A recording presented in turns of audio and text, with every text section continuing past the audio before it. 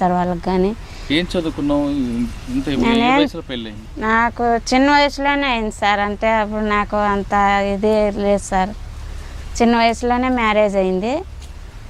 అందుకే మళ్ళీ వాళ్ళు అట్లా తీసుకొని పోయి అక్కడ ఎన్ని లక్షలు కమ్ముకొని వచ్చినారో ఏమో సార్ వాళ్ళు. అది తాగినప్పటి నుంచి వాళ్ళతోనే పోవాలనిపించింది. తర్వాత భర్త నువ్వు ఉండకుండా అసలు మీ ఇద్దరి మధ్యన ఎందుకు విభేదాలు వచ్చాయి? ఎందుకు? భర్త టైఫాయిడ్ మలేరియా వచ్చి తలకి ఎక్కింది సార్. ఎక్కిపోయిన తర్వాత అది ఎక్కువ అయిపోయా, బలహీనం అయిపోయా. అప్పుడు మా దగ్గర డబ్బులు కానీ లేవు సార్. మేమంతా చాలా బీదరాళ్ళం మేము. అది చూపించినాం. అయినా కానీ మా అమ్మ మా నాయన మ్యారేజ్లో పెట్టిండే కమ్మలు బుట్టలు కానీ అమ్మేసినాను సార్. అమ్మేసి కానీ చూపించిన, అయినా కానీ తక్కువ కావట్లేదు. దాంట్లో అట్లా ఇదే ఒక వారం పిలుచుకొని పోకుండా అది ఎక్కువ అయిపోయి జ్వరము తలనొప్పికి ఎక్కువ అయిపోతానే మళ్ళీ ఇప్పుడు మన దగ్గర ఉంటే చూపించేకి, మన దగ్గర లేని నేను ఎట్లా చూపించేది సార్. చూపించే మళ్ళీ అట్లా బాగలేక అట్లా ఉండి ఎక్కువ అయిపోయి చనిపోయిండు. తర్వాత నాకు అట్లా మోసుకిచ్చి అట్లా తీసిండే సార్. అక్కడ భర్త బతుకున్నంత వరకు కొంత కుటుంబం బాగుంది, కానీ కుటుంబం బాగుంది. ఆయన చనిపోయిన తర్వాత మీ కష్టాలు ప్రారంభమయ్యాయి. అవును సార్. అసలు ఆ రొంపిలోకి ఎందుకు వెళ్ళాలి? అంటే ఇట్లా చేస్తారని మాకు తెలియదు కదా సార్. అన్న ఇప్పుడు ఉండే అంత తెలివి అప్పుడు లేదు సార్ నాకు. ఎలాగా అసలు మీకు వాళ్ళలో పరిచయం అయ్యారు? అంటే మా ఊరు వాళ్ళ ఊరు కొంచెం ఇప్పుడు గెజిరెడ్డిపల్లి, ఇప్పుడు ఈ ఊరు ఆఫీస్ ఎట్లా ఉందో అట్లా ఉంది సార్. అంటే అయిపోయి ఏమన్నా మోటార్ మెకానిక్ అట్లా మోటార్ ఇవి కాలిపోతే కన్నా మోటార్ మెకానిక్ చేసేకి వస్తుండే. మా చిన్నాన్న వాళ్ళకి పరిచయం పరిచయం అయితే ఇప్పుడు పరిచయం ఉన్నాళ్ళే కదా అని చెప్పి కదిర్లో వచ్చినారు సార్ వాళ్ళు మేము ఇక్కడ ఉన్నప్పుడు. అంటే అప్పుడు నాకు ఆ రోజు కొంచెం ఆరోగ్యం బాగలేకుండా అయిపోయింది. ఆరోగ్యం బాగలేకుండా ఉంటే నేను ఏం చేసిన, స్టవ్ మీద అన్నం పెట్టేసి హోటల్లో నుంచి పప్పు తీసుకొని పోదామని వచ్చాను సార్. వాళ్ళు ఆ హోటల్లోనే ఉన్నారు. ఇప్పుడు చూసిన వాళ్ళు కదా అని చెప్పి వాళ్ళు ఏమన్నారంటే, మా టిఫిన్ అన్న చేయి లక్ష్మీదేవి అన్నారు. నేను టిఫిన్ చేయను, అన్నం గ్యాస్ మీద పెట్టేసి వచ్చిన, పప్పు తీసుకొని పోదామని వచ్చిన, నాకు ఆరోగ్యం బాగలేదు అని చెప్పాను సార్. సరేలే టిఫిన్ చేయమంటే చేయలేదు, పెప్సీ అన్న తాగు అని చెప్పినారు. నాకు పెప్సీ కానీ వద్దు, నేను మొహం కానీ గడగలేదు, నేను ఇంటికి పోయి మొహం కడుక్కొని అన్నం తింటా అన్నాను సార్. దాంట్లో అర్థం తాగాను అంతే సార్. ఇప్పుడు చూసిన వాళ్ళే కదా అట్లా ఈ పని చేస్తారని తెలియదు కదా సార్. మళ్ళీ అది కొద్దిగా తాగిన తర్వాత అప్పటి నుంచి నాకు ఇక్కడ ఇది లేదు సార్. నాకు వాళ్ళతోనే పోవాలని నాకు మైండ్. ఇక్కడ ఉండాలా, వీళ్ళతో ఉండాలా, మా కుటుంబంలో మా ఫ్యామిలీలో కలిసిమెలిసి ఉండాలని లేదు, వాళ్ళతోనే పోవాలని. అదే సార్, అప్పటి నుంచి వాళ్ళతోనే వెళ్ళిపోవాలని అనిపించింది సార్ నాకు. మళ్ళీ తీసుకొని వెళ్ళిపోయినారు. మళ్ళీ తీసుకొని పోయి అక్కడ ఢిల్లీలో, అప్పుడు నాకు హిందీ రాదు సార్. ఇప్పుడు తెలుగు కానీ సరిగ్గా వచ్చేదిలే నాకు. ఇప్పుడు నేర్చుకున్నా సార్ నేను. మళ్ళీ అక్కడ ఏం చేసినారంటే, ఇట్లా పెద్ద ఫారిక్ ఉంది సార్ అక్కడ, ఏందో గాంధీ తాత ఫారిక్ ఏందో అంటే అక్కడ. ఆ ఫారిక్లో రాత్రి 1 గంట 3 గంటలకు అట్లా తీసుకొని పోయినారు సార్. నాకు అక్కడ కారులో తీసుకొని పోయినారు.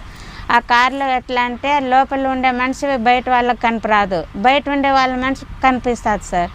అట్లా దానిలో తీసుకొని పోయినారు వాళ్ళు. ఇప్పుడు నాకు ఇక్కడ నుంచి పిలుచుకొని పోయినారే, వాళ్ళు ఇద్దరు ఆటో తీసుకున్నారు, నాకేమో వాళ్ళకు ఒప్పు చెప్పేసినారు అక్కడ ఉండే వాళ్ళకి.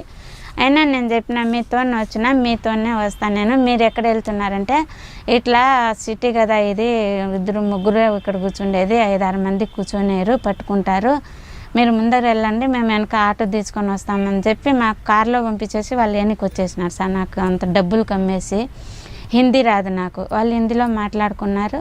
ఇందులో మాట్లాడుకొని అన్ని లక్షలు కానీ అమ్ముకొని నాకు అక్కడ పంపించేసి వీళ్ళు ఇటుకి వచ్చేసినారు. మళ్ళీ అక్కడ పోయి కనీసం నాకు తెలివి ఎన్ని ఏళ్ళకి వచ్చింది, 9 ఏళ్ళకి వచ్చింది సార్ నాకు. నా మైండ్ ఇక్కడ నా కొడుకు. ఆ రోజు తీసుకెళ్ళిన తర్వాత పార్క్ దగ్గర మీకు అమ్మారు, ఆ కార్లో వెళ్ళిపోయావు. నెక్స్ట్ డే వాళ్ళు ఏం చేశారు? అక్కడ తీసుకుని వెళ్ళిన తర్వాత వాళ్ళ ఇంటికి తీసుకెళ్తారు. మళ్ళీ మరుసటి రోజు ఎఫ్చార్ పని చేపిస్తారు సార్ వాళ్ళు. ఎఫ్చార్ పని చేపిస్తారు, జీవి రోడ్ అని అక్కడ తీసుకెళ్తారు. అక్కడ తీసుకెళ్ళి వాళ్ళు చెప్పిన మాట చేస్తేనే, చేయకుండా ఉంటే పట్టుకొని కొడతారు సార్ వాళ్ళు. పట్టుకొని కొడతారు సార్. పట్టుకొని కొట్టిన అదే సార్, ఫస్ట్ రోజు నేను పోమని చెప్పినారు సార్ వాళ్ళు. నేను పోను అన్నా. ఎందుకు పోవు అన్నారు. నాకు నచ్చలే, నేను పోను అన్నా. నువ్వు ఎందుకుగా పోవు అని చెప్పి ఫస్ట్ లోపల రూమ్లో పిలుచుకొని పోయి పట్టుకొని కొట్టినారు. ఇక్కడ కొట్టి కానీ ఇది ఉంది చూడు సార్. సరేలే అని చెప్పి మళ్ళీ నేను భయపడిపోయినా సార్. మీరు ఏమన్నా చేయండి, నేను మాత్రం పోను అని చెప్పి కూర్చున్నా.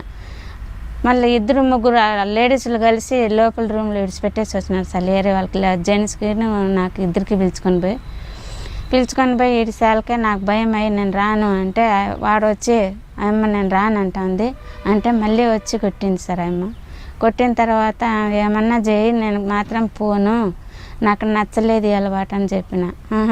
నీ పని చేస్తే నీకు బిర్యానీ పంపిస్తాను మీ ఊరికి, లేకుంటే నేను పంపాను, నేను కరెంట్కి ఇచ్చి చంపేస్తా అని చెప్పింది సార్. భయపడిచ్చింది. సరేలేని నాకు అప్పుడు కనీసం మీ ఇక్కడ చుట్టుపక్కల ఊర్లే నాకు తెలిసే సార్, అంత దూరం నాకు తెలీదు. నేను చదువుకొని కానీ చదువుకోలే.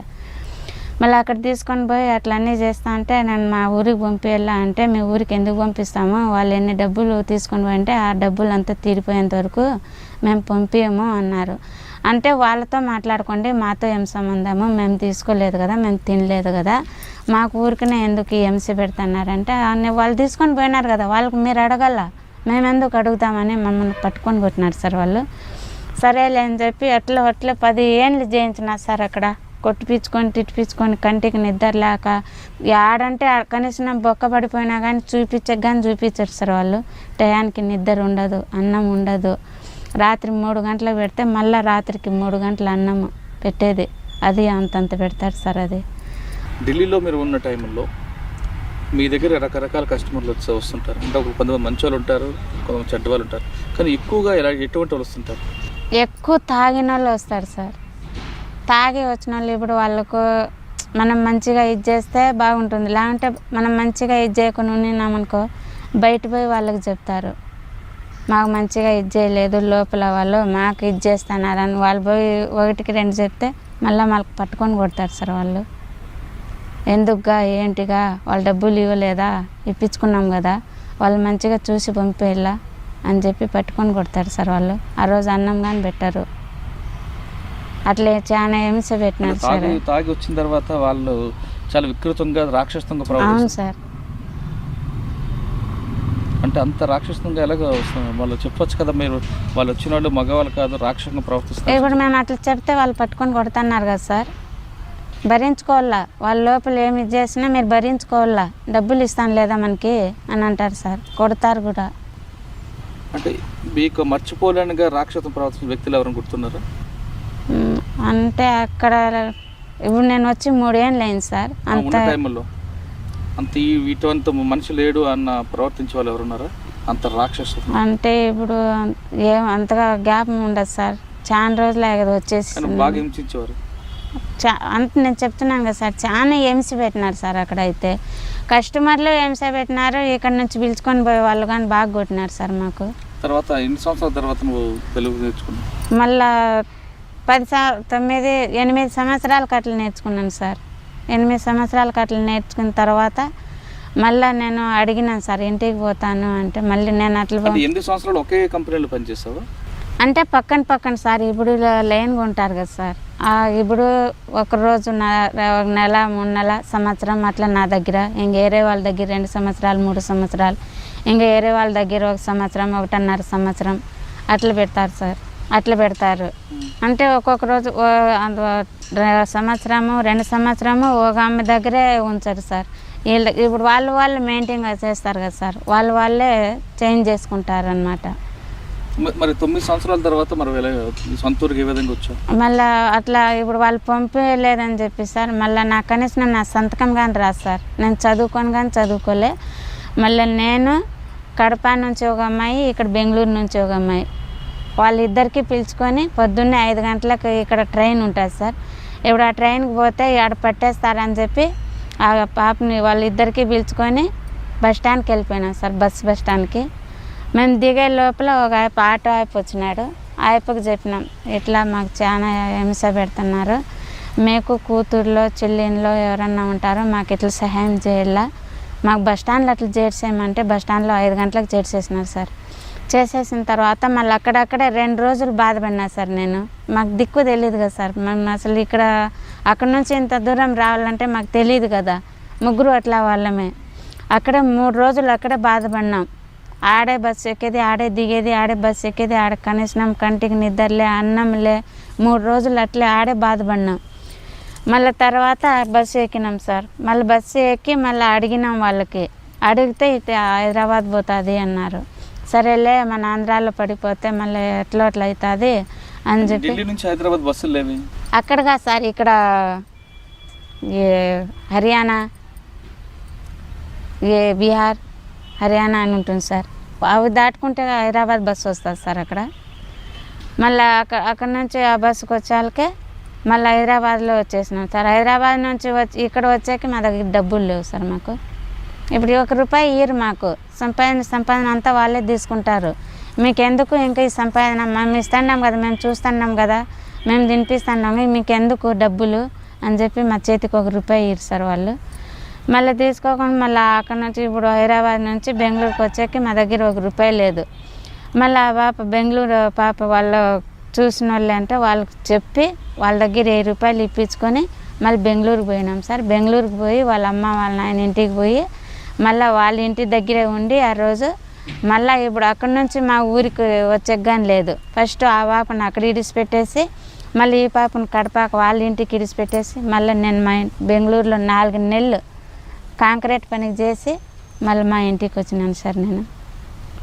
మళ్ళీ మా ఇంటికి వచ్చిన తర్వాత 10 ఏళ్ళు మా కంటికి కనపరాలేదు, మేము చచ్చిపోయింది అనుకున్నాము అని చెప్పి మా అన్న, మా నాయన, మా అమ్మోళ్ళు, మా అన్న పట్టుకొని కొట్టినాడు సార్. నాకు పట్టుకొని కొట్టి కృష్ణాలు 10 లీటర్ కృష్ణాలు ఉంటున్నాడు. ఆ కృష్ణాలు నా కొడుకు చిన్నగా అప్పుడు, మీ అమ్మ కాదు నా చెల్లెలు కాదు, నీ కృష్ణాలు పోయి నేను అంటిస్తా, కూర్చుంటే నేను ఎన్నేళ్ళు కూర్చుంటాను స్టేషన్లో, కూర్చోబెడితే 3 ఏళ్ళు 4 ఏళ్ళు అంతే కదా, సంపదంగదాము వద్దు, నీకు మీ అమ్మ లేదు నాకు మా చెల్లెలు లేదు అనుకుంటాను అని చెప్పి కృష్ణాయిల డబ్బు తీసుకొచ్చి దగ్గర పెట్టినాడు సార్.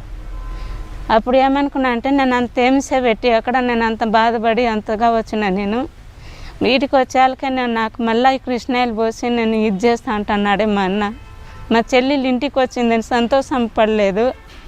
మా అన్న మళ్ళీ ఈ మాట అంటున్నాడే, నా కొడుకుని దెబ్బతున్నాడే కాల్ చేయమని చెప్పి బాధపడినా సార్ నేను. నా కొడుకు నా కళ్ళు చూసి ఏడుస్తున్నాడు, మా అమ్మని కాల్ చేయమని చెప్తున్నాడు మా మామ అని చెప్పి. ఆ మాట అనాలకి మళ్ళీ నా కొడుకు మా అమ్మ దగ్గరికి వెళ్ళిపోయినాడు. వెళ్ళిపోయిన తర్వాత మళ్ళీ నేను అన్నం కానీ తినలే, పక్కన రూమ్లో పోయి పండుకుండేసాను సార్ నేను. అట్లా హింస పెట్టి అట్లా ఇబ్బంది పెట్టినాడు సార్. కనీసం కట్టుబట్టలతో వచ్చేసిన సార్ నేను. ఇప్పుడు కానీ నేను కూలి నాలి చేసి నా కొడుకుని ఇంట్లో సంసారం చూసుకోవాలా, కొడుకుని చదివించుకోవాలి సార్. నాకు తినడానికి కానీ జరగదు. కూలికి పోతే నాకు తినేకి, కూలికి పోకుండా ఉంటే లేదు సార్ నాకు. కనీసం ఇల్లు లేదు, నాకు పెన్షన్ డబ్బులు లేదు, రేషన్ కార్డు లేదు, అట్లాంటి ఏంది లేదు సార్. అక్కడ పోయి నేను ఢిల్లీలో ఉన్న పడ్డ కష్టం కన్నా ఇక్కడికి వచ్చే కష్టం ఎక్కువైందంట. కాదు సార్, మా అన్న ఈ మాట అనాలకే ఆ బాధ అనిపించింది సార్ నాకు. ఇంట్లో ఆదుకోవాల్సింది పోయి ఆదుకోకుండా అవమానపరిచారని బాధపడ్డాను. అవును సార్, అక్కడ నుంచి బాధపడి నేను ఇక్కడ వచ్చినాను కదా, మా చెల్లెళ్ళు అక్కడ ఏమేమి బాధపడి వచ్చిందో అని అట్లా ఆలోచన చేయలే మా అన్నోళ్ళు. మా అన్నోళ్ళు వాళ్ళు ఇంకా నేను చంపుదాము అది ఇది అంటున్నారు కదా, నేను ఇంక ఈ బతికే ఎందుకు వేస్ట్ కదా అని చెప్పి అట్లా బాధపడినా సార్ నేను. తర్వాత ఏ విధంగా ఉంది మీ జీవనం? ఇప్పుడు నేను కూలీనాలు చేసి మా అమ్మ మా నాయన ఇంటి దగ్గర లేదు సార్, నేను మా అత్తోళ్ళ ఇంటి దగ్గర వచ్చేసిన నేను. అక్కడ వచ్చి కూలీనాలు చేసుకొని బతుకొని సంసారం చూసుకొని పిల్లల్ని చదివించుకుంటాను. సంవత్సరానికి 10,000 కట్టాలి సార్ నేను. ఇంట్లో సంసారం చూసుకోవాలి. అది ఒక రోజు కూలి దొరికైతే 4 రోజులు 5 రోజులు కూలి దొరకదు సార్ నాకు. అది మోల్డింగ్ పని, ఆ ఎండకి రోజు అది సిమెంట్ వేడి, దానికి పోతానే ఉండాలి సార్. కదమ్మా, ఇప్పుడు భర్త చనిపోయాడు, తప్పని పరిస్థితిలో మాయ మాటలు నమ్మి నువ్వు ఢిల్లీ వెళ్ళావు, అక్కడ 9 సంవత్సరాలు కష్టపడ్డావు, తిరిగి హైదరాబాద్ వచ్చావు, హైదరాబాద్ మీదుగా మీ ఇంటికి వెళ్ళావు. అయితే అక్కడికి వచ్చేసరికి మీ అన్న ఆదుకోపోవడంతో నువ్వు కొంచెం మనసు బాధపడింది సార్. తర్వాత కష్టాలు. కానీ ఎక్కువ మంది కదిరి ఈ ప్రాంతంలో ఎందుకు వెళ్తుంటారు? అయినా మళ్ళీ మా అన్న అంత చెప్పినా కానీ ఇప్పుడు అయిపోయి చూసుకుంటున్నాడు సార్ నాకు. అప్పుడు అయినా నేను అక్కడ వెళ్ళిపోయిన తర్వాత కూడా నా గురించి చాలా బాధపడినాడు. ఎతికినాడు నాకు, నా గురించి ఏడాడో పోయి అడిగినాడు. నా చెల్లెలు లేదు. కదిరి ప్రాంతంలో నీలాంటి వాళ్ళు ఎక్కువ మంది ఎందుకు ఉన్నారంట? ఎవరెవరి పరిస్థితి వాళ్ళు సార్, ఇట్లా మోసుకొచ్చి ఇట్లా తీసుకుపోతారని ఎవరికి తెలియదు కదా సార్. ఎవరైనా కానీ సార్, ఇప్పుడు నువ్వు కానీ నేను కానీ చూడమ్మా పలాని చోట మేము బతికే దారి చూపిస్తామంటే ఎవరైనా మాటింటారు సార్ గబక్కన. ఇప్పుడు కూలీకే పోతాం, ఆడ 10 రూపాయలు తక్కువ ఇస్తారు, ఇంకా ఎవరైతే 10 రూపాయలు ఎక్కువ ఇస్తారంటే ఎక్కువ ఇస్తే తాగా కదా సార్ పోయేది, తక్కువ ఉండే తాడు పోరు కదా. ఇట్లా మోసపోతున్నారు సార్ ఇక్కడ. నీలాంటి కష్టమే ఇంకొక మహిళకు వచ్చింది అనుకో, ఆమె నీలాగే నమ్మి మోసపోయకుండా నువ్వు వాళ్ళకి అటువంటి మహిళలకి ఏం సలహాలు ఇస్తావు? మేము అట్లా పోయి అట్లా మేము లేనిది బాధలు పడినాము, అగసాట్లు పడినాము. మీరు అట్లా చేయకూడదు. ఇంట్లో పెద్దవాళ్ళు ఎట్లా చెప్తే వాళ్ళ మాట వింటే మనం కొన్ని రోజులు బాగుపడతాము. వాళ్ళ మాట వినుకొని ఉంటే చూడు మన పరిస్థితి ఇట్లా అయిపోతుంది, అట్లా చేయకూడదు అని చెప్పాలి సార్ వాళ్ళకి. కానీ ఇప్పుడు కొంతమంది అమ్మాయిలు ప్రేమ పేరు మీద మోసపోతుంటారు. అటువంటి వాళ్ళు ఎవరైనా ఢిల్లీలో ఎదురయ్యారా? అంటే మేము ఉండే పక్కన రూమ్లో ఉన్నారు సార్ వాళ్ళు. అంటే వాళ్ళకి మాకు కొంచెము దూరము. అంటే వాళ్ళ రూమ్లో మేము పోము, మేము ఉండే రూమ్లో వాళ్ళు రారు సార్. అంటే వాళ్ళు ఇప్పుడు ఎట్లా ఇది అవుతుంది మాకు వాళ్ళకు కొంచెం ఇదిగా దూరం సార్. అంటే అటువంటి కథలు మీకు చెప్తుంటారు వాళ్ళు ఎలా మోసపోయామని అమ్మాయిలు మాట్లాడినారు సార్ ఆడ. కానీ ఇటువంటి వాళ్ళు వస్తుంటారు ప్రేమ పేరుతో వస్తూ ఉంటారు. కానీ ఇప్పుడు ఇప్పుడు అందరూ కలిసిమెలిసి ఆడ ఉంటాము, ఒకరికొకరు కూడా మాట్లాడినారు సార్ ఆడ. ఇట్లా మాట్లాడితే వీళ్ళు ఏమన్నా మాట్లాడుకొని నేర్చుకొని వెళ్ళిపోతారని చెప్పి ఒకరికి కూడా మాట్లాడినారు సార్ ఆడ. మాట్లాడితే కానీ పట్టుకొని కొడతారు ఆడ. నేను మరొకసారి మళ్ళీ అడుగుతున్నాను, మీలాంటి కష్టం ఎవరికైనా మహిళకు వస్తే, భర్త చనిపోయిన తర్వాత అత్తగారి సపోర్ట్ లేకపోవడం, అమ్మగారి సపోర్ట్ లేని మహిళలు ఎలాంటి దారిలో వెళ్ళాలి? అంటే మన సొంత ధైర్యంతోనే వెళ్ళాలా సార్, మన సొంత ధైర్యంతో వెళ్ళాలా. లేకుంటే ఎవరి మీద మనకి వీళ్ళు చూస్తారు కదా, వీళ్ళు కొంచెం ముందుకే మనకు తీసుకొస్తారా నమ్మకం ఎవరి మీద ఉంటే వాళ్ళకి పోయి అడుగుతాం సార్ మనము. అంటే అవతల వ్యక్తి మీద నమ్మకం కుదరదుకి వెళ్ళాలంటావు, అంతేగాని ఎవరు పడితే వాళ్ళు నమ్మి వెళ్తే ఇప్పుడు నీళ్ళు అట్లా వస్తుంది సార్. ఓకే,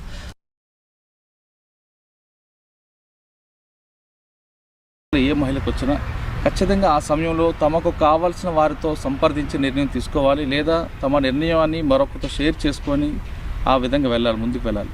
అంతేగాని